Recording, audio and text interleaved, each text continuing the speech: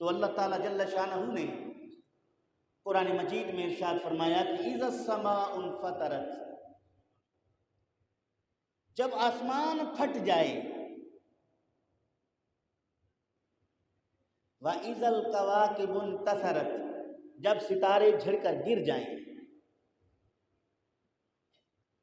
وَإِذَا الْبِحَارُ فُجِّرَتْ، جب سمندر بہا دیے جائیں، وَإِذَا الْقُبُورُ بُعْثِرَتْ، جب قبریں کریدی جائیں، عَلِمَتْ نَفْسٌ مَّا قَدَّمَتْ وَأَخَّرَتْ، پھر جان جائے گا ہر شخص جس نے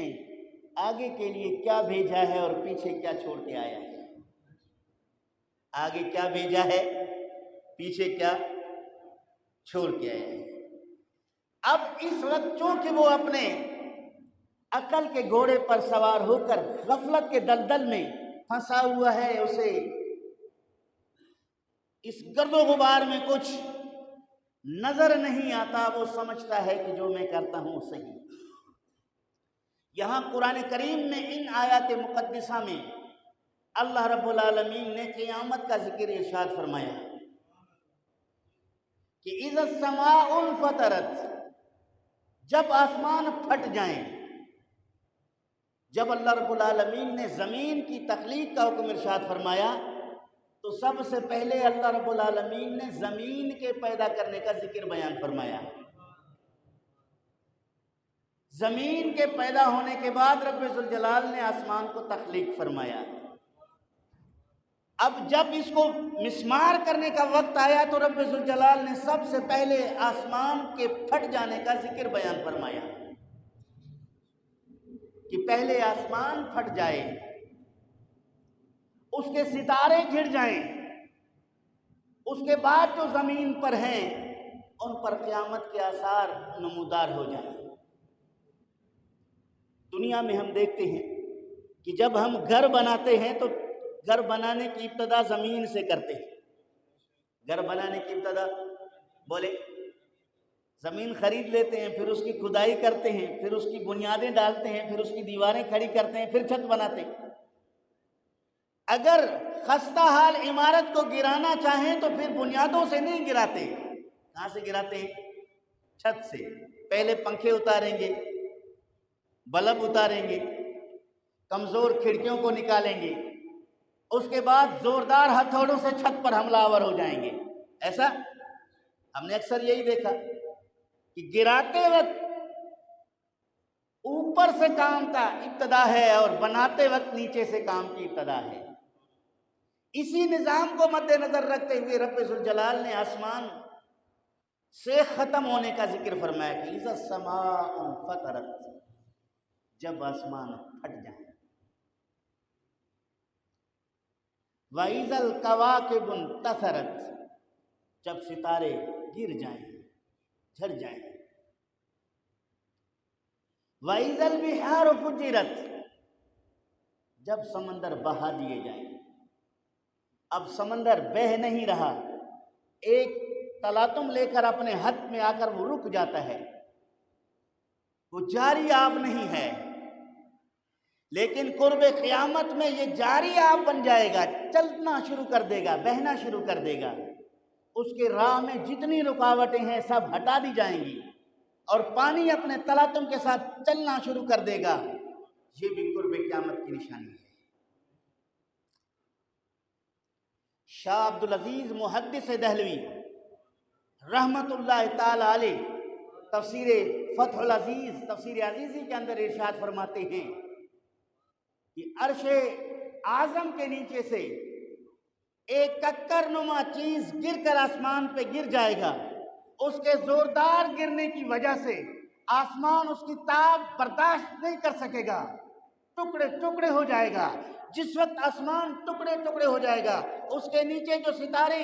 ایک لڑی کے طرح پروئے ہوئے ہیں، وہ دھاگا نما لڑی جو ہے ٹوٹ جائے گا۔ جس طرح تسبیح کا دھاگا ٹوٹ جائے تو اس کے دانے جو ہیں زمین پر بکھر جاتے ہیں، اسی طرح آسمان میں جو ان تسبیح نما ستاروں کے دھاگے ہیں قدرتی، جو اللہ رب العالمین کے علم میں ہیں وہ ٹوٹ جائیں گے، اور پھر ستارے اسی طرح بکھر جائیں گے جس طرح آدمی کے ہاتھ سے تسبیح کا دھاگا ٹوٹ جائے اور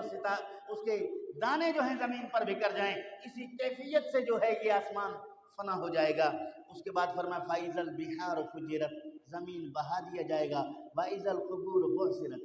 قبریں کھود دی جائیں گی، قبروں کو الٹ پلٹ کر دیا جائے گا، قبروں کے اندر جو کچھ ہے اسے باہر نکالا جائے گا۔ یہ قرآن مجید، یہ قرآن مجید۔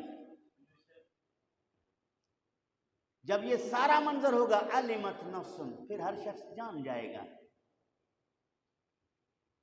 ما قدمت، جو کچھ اس نے بھیجا، وأخرت، اور جو کچھ اس نے پیچھے چھوڑا۔ جو کچھ اس نے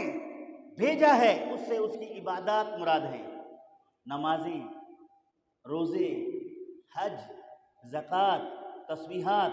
ذکر و اذکار، خیر و خیرات، ہر نیک عمل جو اس نے انجام کیا ہے اللہ رب العالمین کے رضا کے لیے،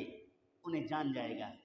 کہ میں نے اتنی نمازیں پڑھی ہیں، میں نے اتنے روزے رکھے ہیں، میں نے اتنے پیسے اللہ کی راہ میں خرچ کیے ہیں، میں نے اتنے نیک کام کیے ہیں، وہ سب کچھ جان جائے گا۔ اور وأخرت، اور انہیں بھی جانے گا جو وہ پیچھے چھوڑ کے آیا ہے۔ علماء نے اس پر دو قول مفسرین نے بیان کیے۔ پیچھے چھوڑنے سے مراد جو نمازیں اس کی رہ گئی، وہ جان جائے گا کہ میں نے اتنی نمازیں قضا کر چکا ہوں، میں اتنے روزے قضا کر چکا ہوں، میں اتنے زکوٰۃ کے رقم جو ہے ادا کرنے سے قاصر رہ چکا ہوں، صاحب استطاعت ہونے کی وجہ سے حج کی سعادت سے محروم رہ چکا ہوں، چونکہ وہ جو انہیں کر کے آگے بھیجنا تھا وہ نہیں بھیج سکا، ان کا حساب و کتاب ابھی ان کے اوپر باقی ہے، وقت اس کا چلا گیا۔ اب وہ ساری چیزوں کو جان جائے گا جو اس نے چھوڑا ہے پیچھے۔ اب پچھتاوا اس پہ آئے گا، کاش کہ میں وہ فجر کی نماز قضا نہ کرتا، کاش کہ میں ظہر کی نماز قضا نہ کرتا، کاش کہ میں رمضان شریف کے روزے قضا نہ کرتا، کاش کہ میں اپنے مال میں سے زکوٰۃ دے دیا کرتا، کاش میں حج بیت اللہ ادا کر لیا ہوتا۔ یہ سارے خیالات اس کے ذہن، دل و دماغ میں آ جائیں گے جو کچھ وہ پیچھے چھوڑ کے آیا ہے۔ ایک دوسرا مطلب علماء نے یہ بیان کیا کہ جو کچھ اس نے مال اللہ رب العالمین کی رضا میں خرچ کیا ہے، ان بچوں کو باہر بھیج دیں،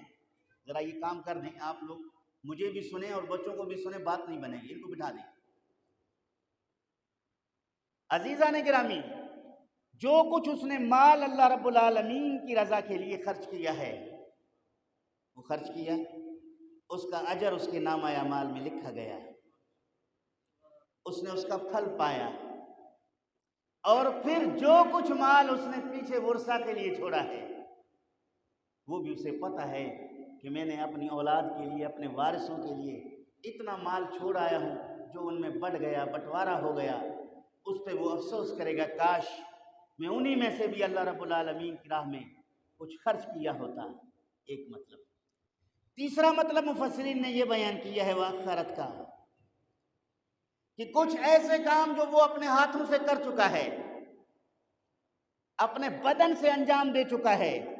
اپنے مال سے خرچ کر چکا ہے، اور کچھ کام ایسے جو اس نے اپنے ہاتھوں سے نہیں کیا، اپنے بدن سے نہیں کیا، لیکن اس کو اس کا اجر و ثواب مل گیا۔ صدقہ جاریہ، ایک دفعہ مسجد بنا دیا، جب تک مسجد قائم رہا اسے ثواب ملتا رہا۔ کوئی ایسا نیک کام کیا جو باعث اجر و ثواب تھا، لوگ اس سے فائدہ اٹھاتے رہے، اس کے نام اعمال میں اجر و ثواب لکھتا رہا، تو وہ بھی دیکھ لے گا جو اس نے پیچھے چھوڑا تھا، لیکن اس کا وہ کام جو ہے اس کے لیے باعث اجر و ثواب بن گیا، باعث نجات بن گیا۔ عزیزان گرامی،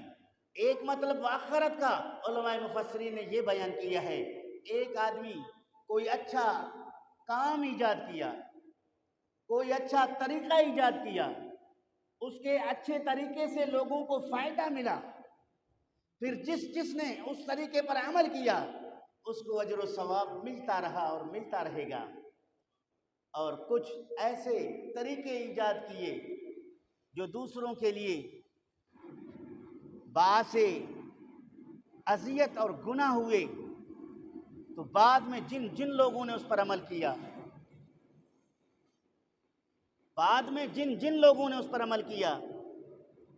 ان کا گناہ بھی اس کے نام اعمال میں ڈالا جاتا ہے، اور اسی میں وہ جو ہے گرفتار ہو جاتا ہے۔ تو عزیزان گرامی، نفس ما قدمت واخرت، ہر جان کو یہ پتہ چل جائے گا کہ جو اس نے اچھا کیا برا کیا، اس کا سلسلہ حساب نام اعمال جاری رہے گا۔